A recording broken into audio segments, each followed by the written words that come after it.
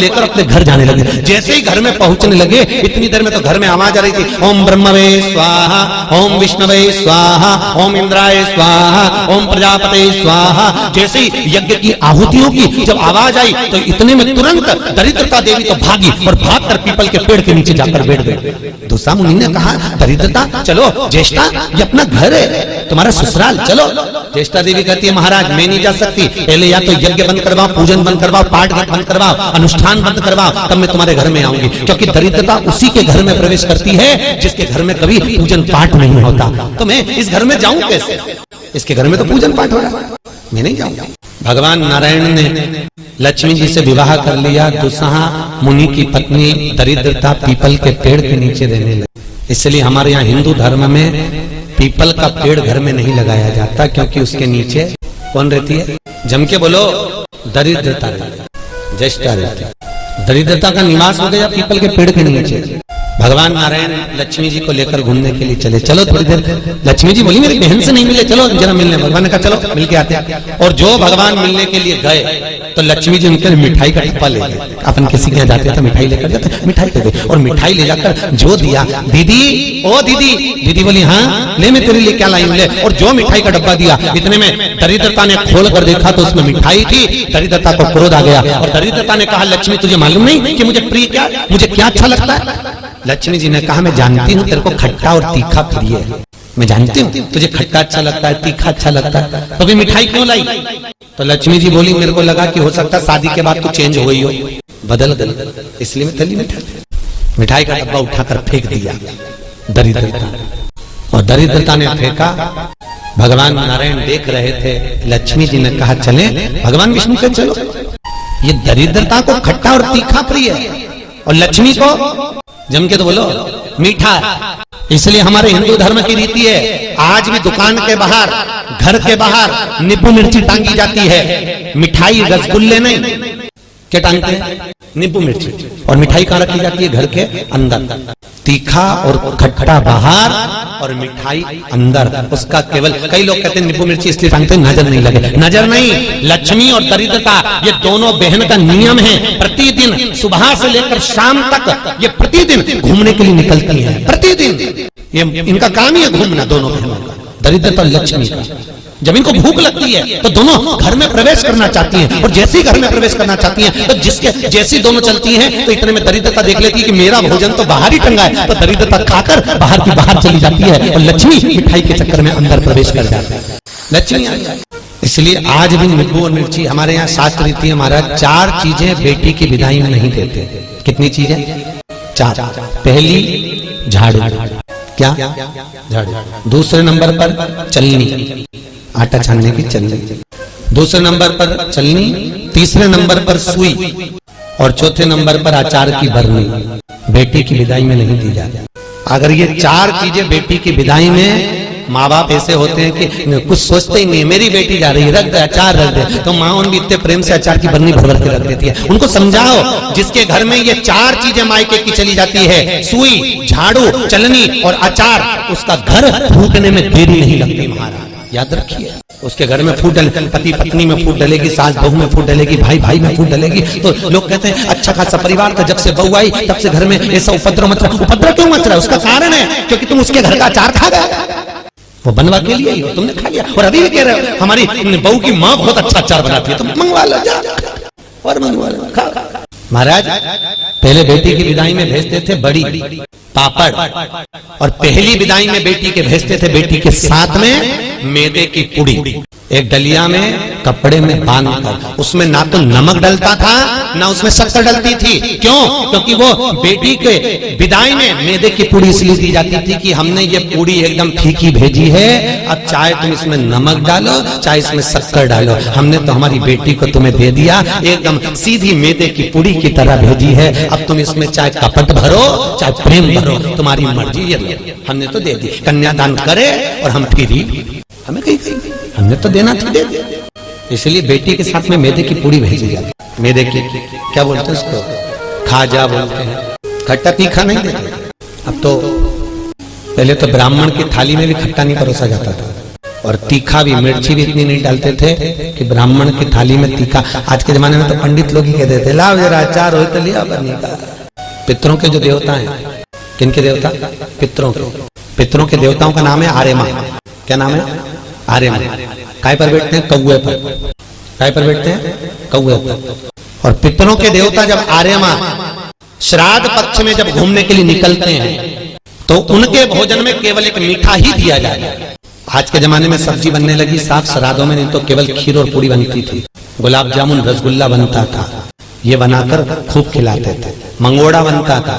पर अब सब्जियां बनने लगी, अब तो लोग श्राद्ध में भी अचार परोस देते हैं। पर कितनी वर्ज्यता है महाराज, कितनी वर्ज्यता।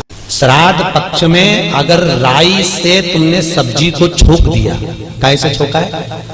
राई से सब्जी को अगर छोक दिया और वो सब्जी और पूरी तुमने छत पर ले जाकर पटक दी, तुम कितना भी कौवा को बुलाना, कौवे का बाप नहीं उसको भोग लगाए, लगा ही नहीं सकता। कितनी भी तुम सब्जी अगर राई से छुकी है, और अगर राई बिना सब्जी है तो तुम पटक कर जाओगे, कौवा आएगा और लेकर चले जाएगा, बुलाने की भी जरूरत नहीं है कि तू आ और खा। तुमने पटका और खा कर जाएगा। अरे तुमने डाला उसको। हमारे यहाँ शास्त्र कहा दरिद्रता को खट्टा और तीखा प्रिय है। इतने में भगवान जाने लगे। लक्ष्मी जी ने कहा हमारी बहन से मिलने के लिए आए हो, कोई वर दीजिए। भगवान नारायण ने कहा लक्ष्मी आज शनिवार का दिन है, जिस दिन लक्ष्मी और नारायण दोनों इस पीपल के पेड़ के नीचे आए हैं। सुन दरिद्रता देवी, इस पीपल के वृक्ष के नीचे जो शनिवार को दिया लगाएगा वो लक्ष्मी और नारायण को अपने घर ले जाएगा। इसलिए शनिवार के दिन पीपल के वृक्ष के नीचे दिया का प्रमाण है महाराज। और सुन दरिद्रता देवी, तेरे पेड़ के नीचे जो खाली हाथ आएगा तू उसके घर में प्रवेश करेगी, और जो भरे हाथ से मतलब पानी का लोटा ले जाओ, कंकु ले जाओ, चावल ले जाओ, रोली ले जाओ, कुछ भी, जरा सी शक्कर ले जाओ, गुड़ ले जाओ, आटा ले जाओ, और पीपल के पेड़ के नीचे कभी खाली हाथ मत जाओ। अगर तू खाली हाथ कोई आया तो तू उसके घर में प्रवेश करेगा। दरिद्रता देवी बोली ये तो तूने अपने अपने मन की बात कर ली लक्ष्मी, मेरा क्या पीपल के वृक्ष के नीचे। इतने में तुरंत भगवान बोले तू बोल तुझे क्या चाहिए। दरिद्रता देवी बोलती है 7 दिनों में एक दिन मेरा होना चाहिए पीपल के पेड़ के नीचे। भगवान ने कहा मांग ले, केवल एक रविवार का दिन इस पीपल के वृक्ष के नीचे मैं अपने पति को रिझाने के लिए नृत्य करूंगी, और अगर कोई रविवार के दिन पीपल के पेड़ के नीचे आएगा तो मैं उसके घर में हमेशा के लिए जाकर विराजमान हो जाऊंगी। भगवान ने कह दिया तथास्तु।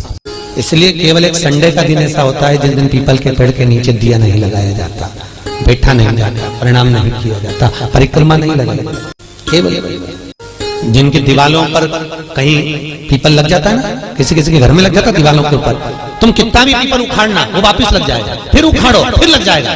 पर पीपल उखाड़ने का भी एक प्रमाण है। अगर पीपल को उखाड़ना है तो केवल एक रविवार के दिन दीवाल के सामने जहां से पीपल उखाड़ना है वहां पर नींबू और 7 मिर्ची रख दीजिए, और उसके बाद पीपल को उखाड़ दीजिए और नींबू को वहां पर काट कर छोड़ दीजिए। उसके बाद कभी दीवाल में पीपल लग ही नहीं सकता उस स्थान। अगर एक बार आपने उखाड़ा और उसके बाद नींबू मिर्ची मार दिया, क्योंकि वो खाकर अपना भाग ग्रहण कर दरिद्रता चली जाती है, उसके बाद पीपल वहां नहीं लग सकता। शास्त्र कह रहा है भगवान जितने स्वरूप में विराज रहे हैं, भगवान ब्रह्मा जी कर रहे हैं ये नारायण का मस्तक का है, इनका चरण का है। भगवान विष्णु बोले ये मेरे भगवान, ये मेरे पिता है। और पिता के मन के बात को जानना, पिता के भाव को जानना, पिता और माता को पहचानना, यह बहुत कठिन बात है साहब। दुनिया का कोई व्यक्ति अपने माँ बाप को नहीं जान सकता। जब तक जिंदा है तब तक लगता है ये मेरे हैं, उसके हैं, ऐसा करा वैसा करा, माँ ने ऐसा करा, बाप ने ऐसा करा, परिवार ने ऐसा करा, कुटुंब। अरे भाई चले गए, उसके बाद में फिर रोते हैं, भोग लगाते हैं। जीते जी दंगम दंगा, मरे पीछे पहुंचा दी गंगा। क्या मतलब? कर सेवा तू लगन लगाकर, मन में सच्चा भाव जगाकर, ये की आंखें खोलो रे, जय श्री कृष्णा बोलो रे। तुम मन लगाकर, चित्त लगाकर, अपने मन की वृत्ति को परमात्मा तक ले जाकर भाव से तुम परमात्मा को रिझाओ तो सही। कई लोग कहते हैं हमारी माँ कपट रखती है, हमारे पिता हमको अपशब्द कहते हैं, हमारी माँ हमारी सास हमको आड़त। बोलने दो, उनको बोलने का काम है, बोलो। और याद रखना जितनी जितनी तुम्हारी बुराई होगी तुम उतने उतने स्वस्थ होते चले जाओगे, उतने परसेंट। आपको पहले कथा कही थी, 4 धाम मंदिर में एक राजा बीमार पड़ गया, उसका काया गलगल कर नीचे टपकने लगी, काया का रोग हो गया। राजा ने सारे डॉक्टरों को दिखाया, इलाज नहीं मिला। तब गुरुजी के पास गया, गुरुदेव मेरे को बीमारी हो गई। गुरुजी बोले डॉक्टर को दिखाया, हाँ गुरुजी पर मैं ठीक नहीं हुआ। गुरुजी ने कहा तेरा बड़ा भाई था कहाँ है? तो कि वो तो मर गया। भाभी है? हाँ। कहाँ है? राजभवन में। एक काम करा कर, चुपचाप से किसी को मालूम मत पड़ने देना, भाभी के कमरे के बाहर जब भाभी सो जाए तो चटाई डाल के रजाई ओढ़ के सो जा, ठीक हो जाऊंगा। हाँ। अब गुरु तो ऐसे आड़े टेढ़े उपाय बताता है, गुरुओं का तो काम ही, गुरु तो गुरु, बस उनने तो बोलना तो बोल दिया।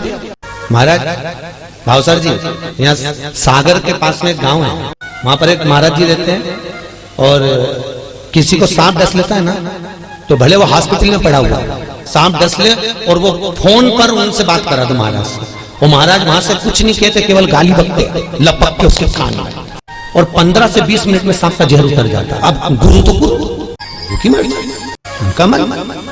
ये यही की बात तुम्हारे उज्जैन के पास में कौन सा गाँव है बगा, आगर के आगे एक गांव है कोई सा, वहां बिच्छू का जहर उतारा जाता है। किसी को बिच्छू काटा हो तो उसको ले जाए और ले गए, या कुत्ता काटा हो तो ले जाओ और ले गए, जैसी तो वैसी। तुमने बस जाके किया, महाराज जिसको कुत्ता काट गया वो उठ के आएगा, बोलेगा चलेगा कुछ नहीं, और ऐसा देगा धर के गाल पे। Who said a bra can't be a part of my wellness routine? I meditate. तो वैसे तुमने बस जाके किया, महाराज जिसको कुत्ता काट गया वो उठ के आएगा, बोलेगा चलेगा कुछ नहीं, और ऐसा देगा धर के गाल पे, और कहते जा अड़भंग गुरु, गुरु अड़भंग। ये गुरु का दर्शन कर रहे हैं, एक अड़भंग होंगे, हम भले ना मिले हैं पर उनका स्वरूप कह रहा है कि अड़भंग होंगे, जा कर ले, मैं बैठो जा, गुरु है अड़भंग, सोचता नहीं, गुरु केवल बता देता है जा ऐसा कर ले। वो गुरु गुरु होता है, उसके जीवन में उसने जो भजन करा होता है उसका प्रताप की पुण्यता देता है वो कि तू कर। गुरु जी ने कहा भाभी है, हाँ, उसके कमरे के बाहर जाकर चादर डाल के सो जा।